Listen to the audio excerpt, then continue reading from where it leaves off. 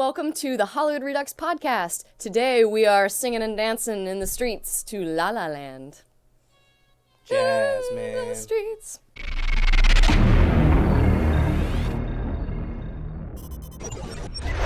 Welcome back to the Hollywood Redux Podcast. We're talking about La La Land today. I'm Katie. And I'm Matt. And we're coming to you from Hollywood Redux Studios, only in Burbank, California, here in lovely Burbank, North Hollywood.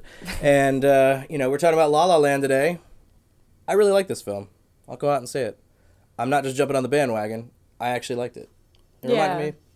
Well, we went to see this movie at Grauman's Chinese Theater, which is a really beautiful historic theater in Hollywood. It has the beautiful sound, perfect screen, and we also got to see a Q&A with the writer, Damien Chazelle after. So for a movie-going experience, I had a wonderful movie-going experience. It was really exciting to see this film in Hollywood at that historic theater with the director there taking questions after. It's a really wonderful experience to go see this film in like a beautiful theater, I think. Yeah. I mean, theater's 100 years old. It's a magical place to go see movies. Yeah. And I love that it is a classical musical comedy in the vein of like Singing in the Rain, these movies from 50 years ago that were a wink and a smile. They were a bit of froth, and it was like a movie, but it was also a theater experience where you have actors in these fantasy sequences, big set pieces, like in this movie, spoiler alert, Ryan Gosling and Emma Stone go to the planetarium, Griffith Observatory Planetarium, and fly around in the planetarium with the stars. So it's like a sequence like that. Luckily, that's in the trailer, but if you haven't seen one of our reviews before, we will probably spoil this at some point. So if you haven't seen the movie yet and you're dying to see it, go see it first, and then come back and watch this review. Spoiler alert, done. Yeah. But yes, no, it absolutely captures the magic of Singing in the Rain. Like, I said it right when we walked out, like, Singing in the Rain is my favorite musical. And when I watch that, I get giddy, I get happy, I, have a very euphoric feeling watching that movie. And so to see a movie that captures that same kind of magic, whether it's, like, them shooting at magic hour, and capturing those beautiful sunsets, which are all practical, or just the magic of like their relationship, like when they fell in love on screen, you felt like they were falling in love in real life, and it was really nice. More than that, for me, I think it was meant to be an experience of like an LA fantasy of this idea, like you can move to LA and pursue your dream, but then of course there's going to be adversity, there's going to be roadblocks in your path, and how you overcome the roadblocks, and if you do it together, if you do it separately. But obviously it's not a realistic portrayal of LA. That's one of the complaints I've read. It's a very clean portrayal of LA. It's like a very clean, very, very like, not a very homogenous portrayal of LA.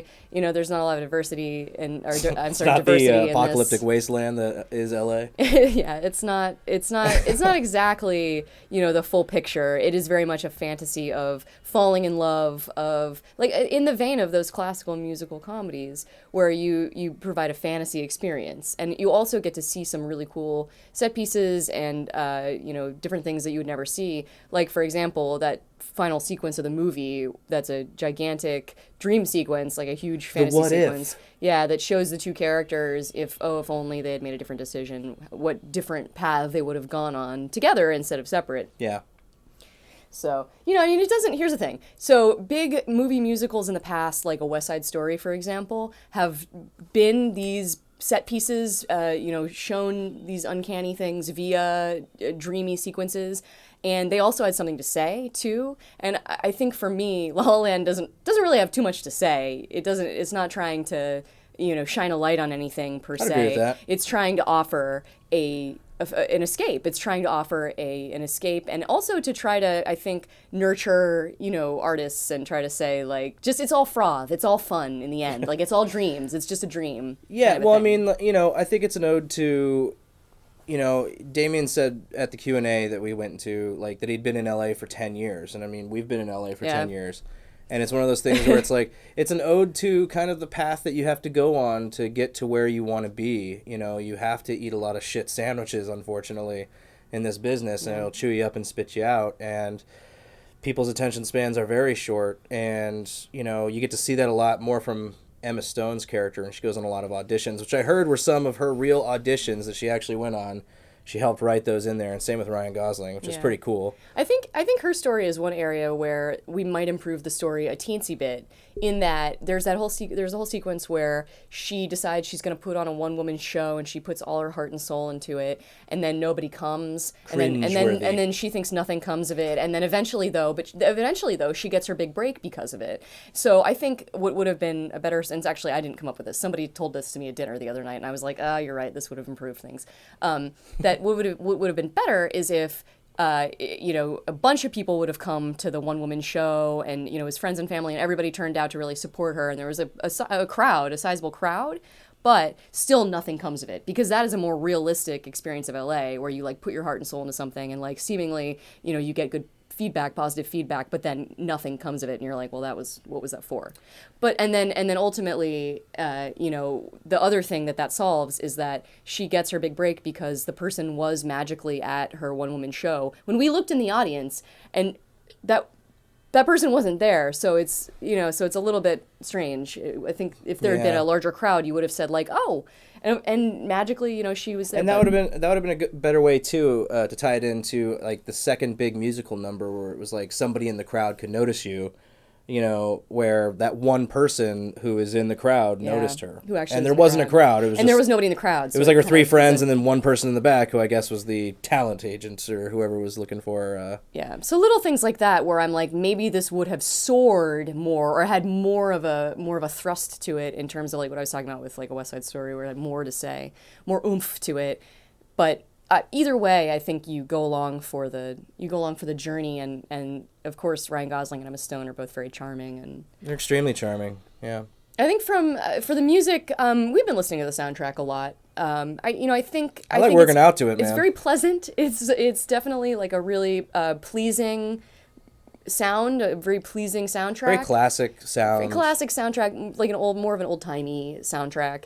I think it was a little bit like I didn't really remember the songs too well after I walked out of the screening. I remember the rhythm. Like I was humming the songs a lot when I left, but I couldn't remember the words. I was too honestly, during some of those sequences, like in the audience, in the screening that we saw, people cheered after certain musical numbers, and yeah, we had a great screening. It was a very enthusiastic screening. Yeah, and you know what? Like I got helps. lost in some of that stuff. Yeah, like the whole planetarium sequence, and even the whole what if sequence at the end is pretty powerful and pretty crazy. And it's not something you see in normal movies. Like, they didn't go the normal route of course, they fall in love at the end. That's what happens at the end of musicals. It was something that was more realistic in that way, where they just grew apart, but they'd always love each other. And, they both had a moment of what if, but they were both happy for each other in the end, because they both got what they wanted, really. Yeah. So, yeah. Yeah, well, that sequence was very much like one of those kind of special musical moments where it has a knack for showing you in an instant what goes through, like what what your brain does in an instant, where you see somebody that you haven't seen in a long time, and you think back to that crucial moment that you took a different path, and it's fun to explore. Yeah. I should also say, this movie I want to laud for costing allegedly $30 million, very low budget by today's standards, especially compared to pretty much every movie that came out alongside it, almost. Yeah. It's very modest. So, with 14 Oscar nominations. And, nominated for all these awards. And setting a new record for the most Golden Globes won, for $30 million, it just proves you don't need a $600 million budget to make a great film. Yeah, and I think a lot of credit goes to the director, Damien Chazelle, for that, who seems to be somebody intent on telling these stories, to the best of his ability, without a lot of the bloated budgets that you see a lot of the time, that he is, fairly economic, seemingly. Because his first film was even smaller budget, so. Yeah, and this was Whiplash. a huge movie. Whiplash, La La Land. Dude's getting some statues collected in his house.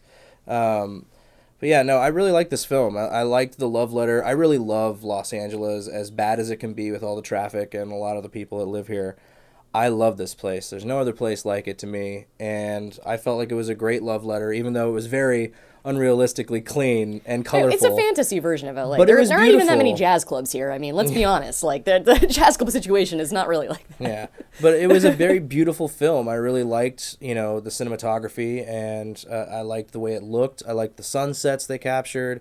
I liked a lot of the places that I've gone by and said, like, man, I'd love to shoot something under that bridge before, one day. And they shot something there, and it was beautiful. So they went and found a lot of places that people from LA are very familiar with. And maybe that's why I like this movie so much. I thought it was a great love letter to the classic musical, and I thought it was a great love letter to LA, and I enjoyed the hell out of it. It wasn't perfect, but you know what?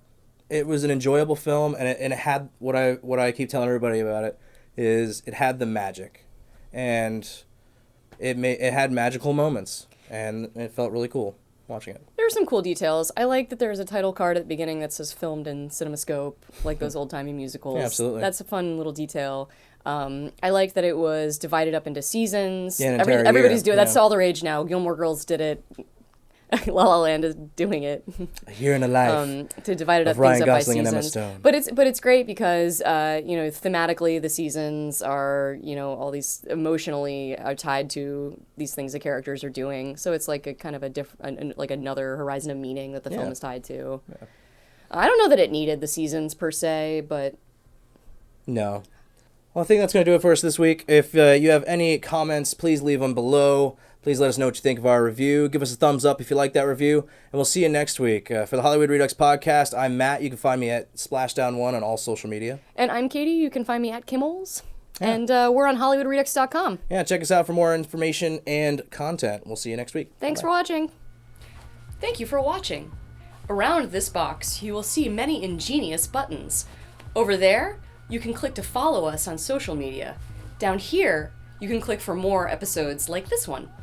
Over there, you can visit our store, reduxgear.com, which has lots of cool t-shirts. And over there, hit subscribe. You know you want to. Do it for me, and do it for you. Do it for us. Namaste.